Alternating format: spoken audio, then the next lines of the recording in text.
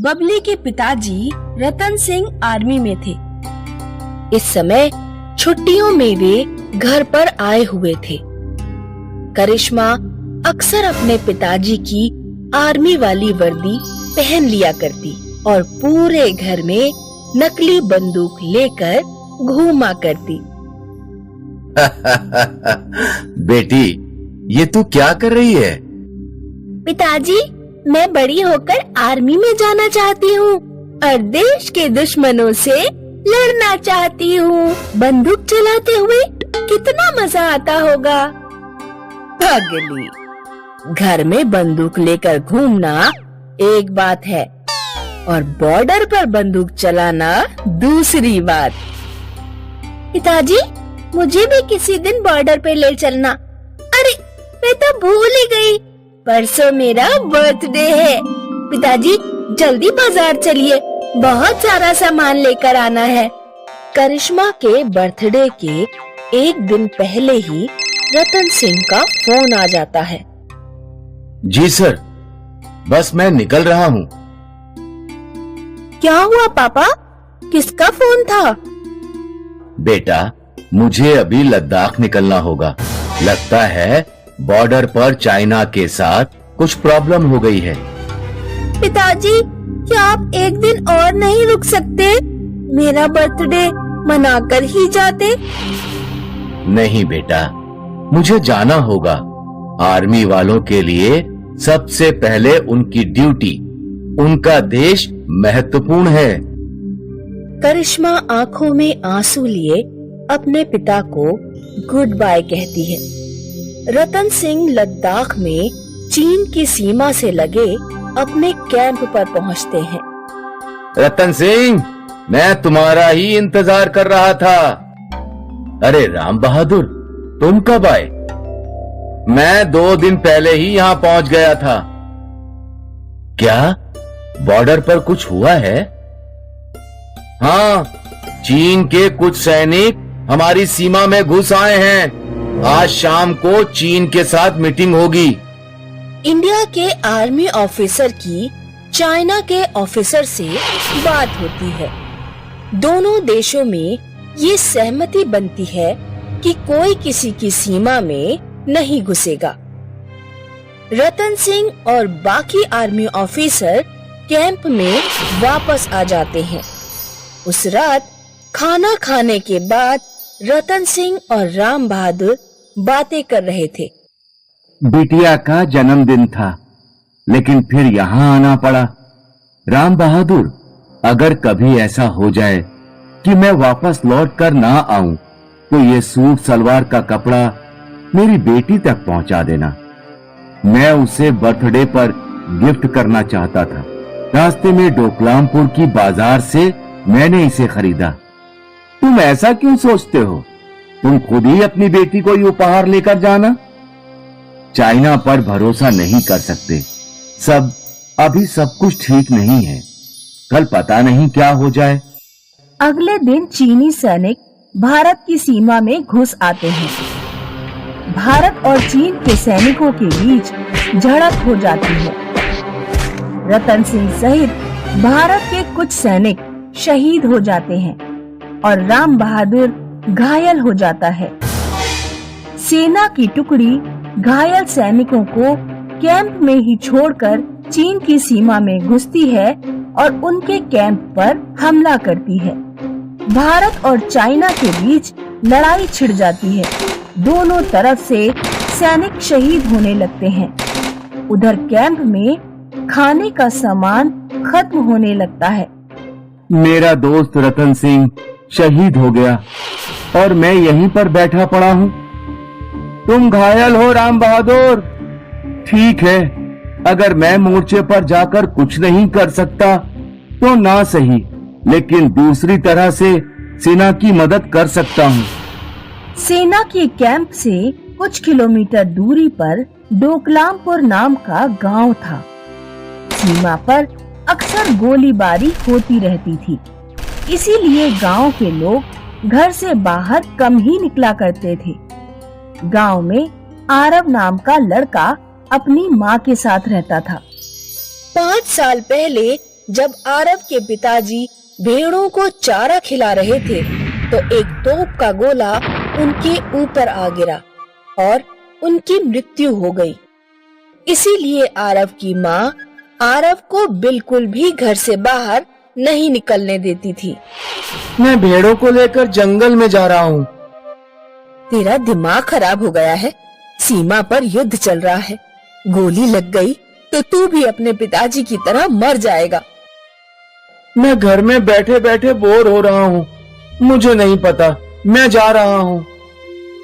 आरव अपनी माँ की बात नहीं सुनता और भेड़ें लेकर जंगल की ओर चल पड़ता है। रास्ते में उसे राम बहादुर मिल जाता है। बेटा, मैं सेना के कैंप से आ रहा हूँ। कैंप में खाना खत्म हो गया है। क्या तुम्हारे गांव के लोग मदद कर सकते हैं? आरव राम बहादुर को लेकर गांव में पहुंचता है। सुनो सुनो गांव वालों, कैंप से एक सैनिक आया है। हमें उसकी मदद करनी चाहिए। चीन और भारत के बीच युद्ध चल रहा है। हमें अपने देश की मदद करनी चाहिए। जिसके घर में जो भी खाने को हो लाकर सैनिक को दे दो। गांव वाले रतन सिंह को खाने का बहुत सा सामान देते हैं। गांव के कुछ युवा राम बहादुर के साथ जाकर युद्ध में मोर्चा संभालने की बात कहते हैं। सैनिकों की कमी हो रही है, हम आपके साथ जाएंगे और लड़ेंगे। मुझे तुम लोगों पर बहुत गर्व है, लेकिन अभी बहुत बड़े युद्ध जैसे हालात नहीं हैं। और फिर तुम्हें बिना ट्रेनिंग के लड़ाई में नहीं भेजा जा सकता। तुम लोग मेरे साथ कैंप चलो और सैनिकों की मदद करो। जब तक सीमा पर लड़ाई चलती है, गांव के लड़के कैंप में खाना बनाने, खाने का इंतजाम करने और दूसरे घायल सैनिकों की मदद करने जैसा काम संभालते हैं और सैनिकों की हर संभव तरीके से मदद करते हैं। लड़ाई में चीन और भारत दोनों को ही लगभग बराबर नुकसान हुआ। आखिरकार चीन को अपनी मनमानी रोकनी पड़ी और उसने अपने सैनिकों को पीछे हटा लिया। सीनियर आर्मी ऑफिसर ने गांव के लड़कों को सम्मानित किया। हम तुम सभी बहादुर लड़कों को आर्मी में भर्ती होने का न्योता देते हैं। राम बहादुर अपने दोस्त रतन सिंह से किए गए वादे के अनुसार रतन सिंह के घर पहुंचा और रतन सिंह की बेटी करिश्मा को सलवार सूट का कपड़ा दिया। तुम्हारे पिता एक सच्चे योद्धा थे। मुझे अपने पिताजी पर बहुत गर्व है। मैं भी बड़े होकर आर्मी में भर्ती होना चाहूंगी।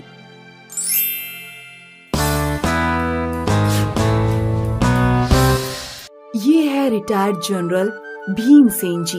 वैसे तो ये रिटायर्ड हैं, लेकिन अब भी इनकी मेजर वाली ठाठ है। विमला, सुबह के 7 बज गए हैं। लाई जी, ये लीजिए। तुम आजकल बहुत लेट हो रही हो। मैं कोई आपकी जवान हूँ जो हमेशा वक्त पर रहूं? जरा मेरी उम्र का भी ख्याल कर लीजिए। अरे विमला, तुम एक आर्मी वाले की पत्नी हो, तुम्हें हमेशा फिट रहना चाहिए।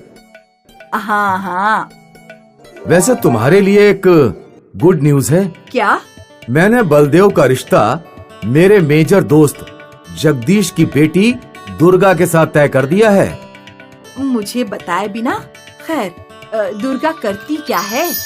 और क्या, हमारे बलदेव की तरह सैनिक है। क्या, आर्मी वाली बहू? हाँ, ऐसी बहू जो देश की सेवा कर रही है। वो सब तो ठीक है, लेकिन मैं ऐसी बहू चाहती थी जो हमारी सेवा करे, हमारे साथ रहे।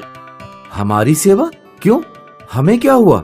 तुम्हें तो गर्व होना चाहिए कि तुम्हारी होने वाली बहू सैनिक है। पर मेरी बात तो सुनिए।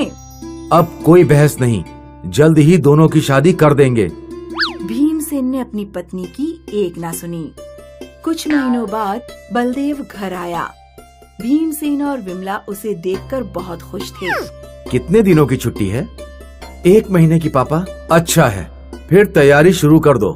किस चीज की तैयारी? तुम्हें अपने बैचमेट याद है दुर्गा? हाँ, मैंने तुम्हारी और दुर्गा की शादी तय कर दी है।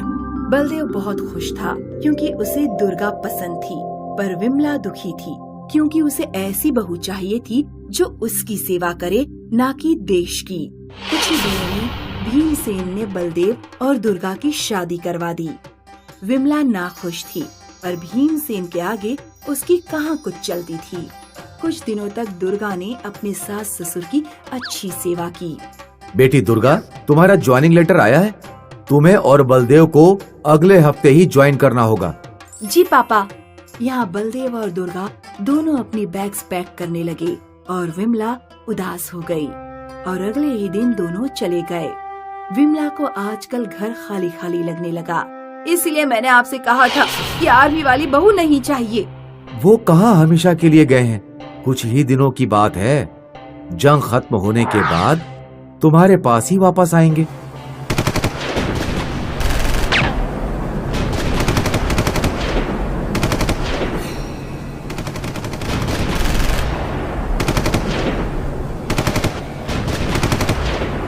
यहाँ दुर्गा और बलदेव और उनके कुछ साथी आतंकवादियों से लड़ रहे थे। बलदेव बहुत बहादुरी से आगे बढ़ा, पर वो दुश्मनों की गोलियों से घायल हो गया। और फिर बलदेव को बचाने के लिए दुर्गा ने अपनी जान जोखिम में डाली। उसने दुश्मनों को मारा और बलदेव को सही सलामत हॉस्पिटल ले गई। आर्मी हॉस्पिटल में डॉक्टर ने बलदेव का अच्छे से इलाज किया। कुछ दिनों बाद जंग खत्म हुई और बलदेव और दुर्गा दोनों घर लौटे। विमला ने अपनी बहू को गले लगाया। आज तुम्हारी वजह से मेरा बेटा सही सलामत घर लौटा है, तुम्हारा शुक्रिया। माँ जी, ये मेरा फर्ज था। विमला ने दुर्गा को गले लगाया। मैं नहीं कहता था, तुम्हें अपनी बहू पर गर्व होगा। क्यों ना हो, आखिर मेरी बहू आर्मी